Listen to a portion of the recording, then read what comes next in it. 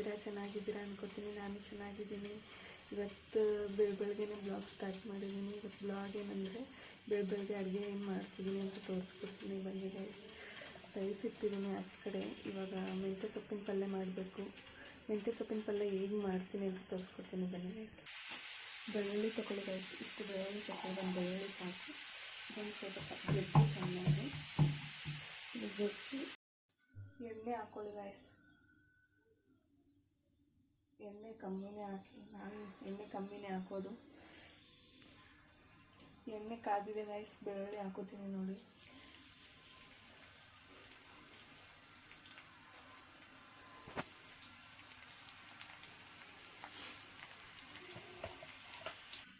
ಬೆಳ್ಳುಳ್ಳಿ ಇದು ಆಗಿದೆ ರೈಸ್. ಇವಾಗ ಹಸಿಮೆಣಸಿನ್ಕಾಯಿ ಹಾಕೋಬೇಕು. ಇರೋದು ಏನಿಲ್ಲ,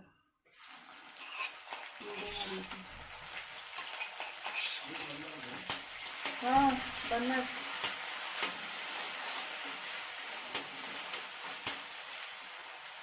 ನೋಡಿ ರೈಸ್ ಎಷ್ಟು ಚೆನ್ನಾಗಿ ಆಗ್ತಾ ಇದೆ.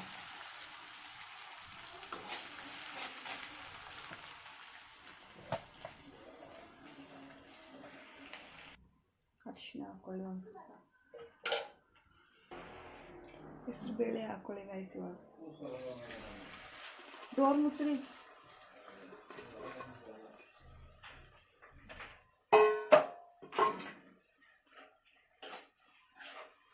ಇದೊಂದು ಸ್ವಲ್ಪ ಬೆಂದ ಮೇಲೆ ಮೆಂತ್ಯ ಸೊಪ್ಪು ಹಾಕ್ಕೊಳ್ಳಿ. ಒಂದೆರಡು ನಿಮಿಷ ಅಷ್ಟೇ.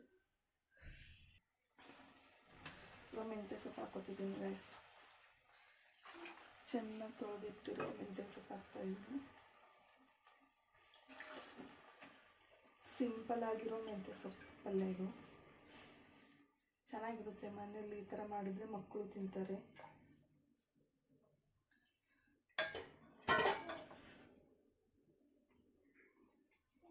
ಹಾಗೆ ಉಪ್ಪು ಹಾಕ್ಕೊಳ್ಳಿ.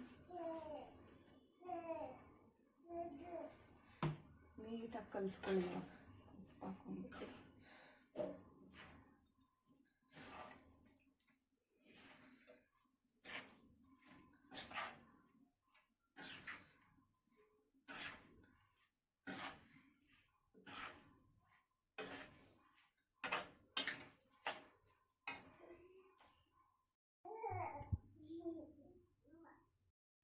ಚಪಾತಿ ಮಾಡ್ತಾಯಿದ್ದೀನಿ ರೈಸ್. ಹಾಗೆ ಮೆಂತ್ಯ ಸೊಪ್ಪು ಆಗೋವರೆಗೂ ಚಪಾತಿ ಮಾಡೋಣ ಅಂದ್ಕೊಂಡು ಚಪಾತಿ ಮಾಡ್ತಾಯಿದ್ದೀನಿ. ಒಂದು 10 ಚಪಾತಿ ಮಾಡ್ತೀನಿ. ಟಿಫನ್ಗೆ ಇಬ್ಬರಿಗೆ 2 ಟಿಫನ್ಗೆ 2 ತಿನ್ನೋಕ್ಕೆ. ಮಧ್ಯಾಹ್ನ 1-2 ಫೋಲ್ಡಿಂಗ್ ಚಪಾತಿ ಮಾಡ್ತೀನಿ ನೋಡಿ ರೈಸ್. ಈ ಥರ ಮಾಡ್ಕೋಬೇಕು ಫೋಲ್ಡಿಂಗ್ ಚಪಾತಿ ಅಂದರೆ. ಆಮೇಲೆ ಸ್ವಲ್ಪ ಹಿಟ್ಟು ಹಚ್ಕೊಂಡ್ಬಿಟ್ಟು ಹಿಂಗೆ ಮಾಡಿ ಹಿಂಗೆ ಮಾಡಬೇಕು. ಚೆನ್ನಾಗಿ ಉಟ್ಕೊಳ್ಳುತ್ತೆ ಚಪಾತಿ.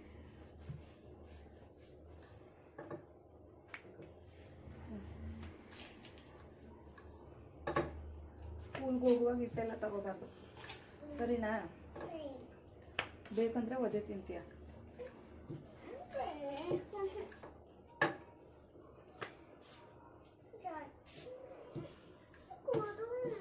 ಹಿಟ್ಟು ಕೊಡಲ್ಲ.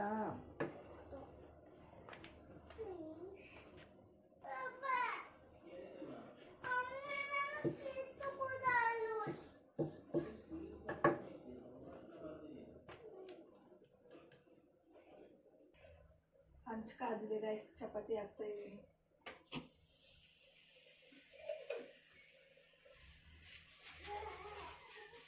ಇದೇ ಥರ ಎಣ್ಣೆ ಹಚ್ಕೊಳ್ಳಿ. ಚೆನ್ನಾಗಿ ಉಟ್ಕೊಳ್ಳುತ್ತೆ ಚಪಾತಿ.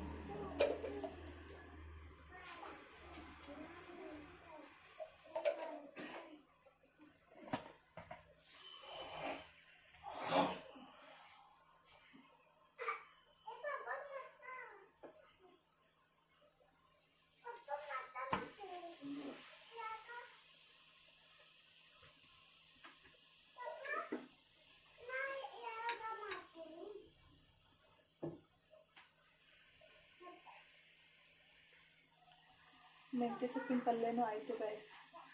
ಇನ್ನೊಂದೆರಡು ನಿಮಿಷಕ್ಕೆ ಪಲ್ಯ ಮಾಡೋದಾಗುತ್ತೆ.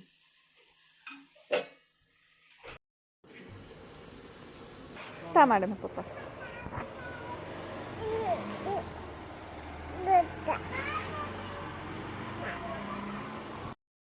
ಸ್ಕೂಲ್ಗೆ ಹೋದ್ರು ಗೈಸ್. ಅವರು ಸ್ಕೂಲ್ಗೆ ಹೋದ್ಮೇಲೆ ನಾನು ಸ್ನಾನ ಮಾಡಿ ಎಲ್ಲ ಕಿಚನೆಲ್ಲ ಕ್ಲೀನ್ ಮಾಡಿ ಕಸ ಹೊಡೆದು ಮನೆ ಒರೆಸಿ ಎಲ್ಲ ಕ್ಲೀನ್ ಆಯಿತು. ಪೂಜೆ ಮಾಡಿದೆ, ಹಾಗೆ ಎಲ್ಲ ಕೆಲಸ ಆಯಿತು.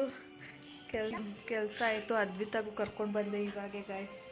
ಇಲ್ಲಿ ನೋಡಿ, ಇಲ್ಲಿದ್ದಾಳೆ.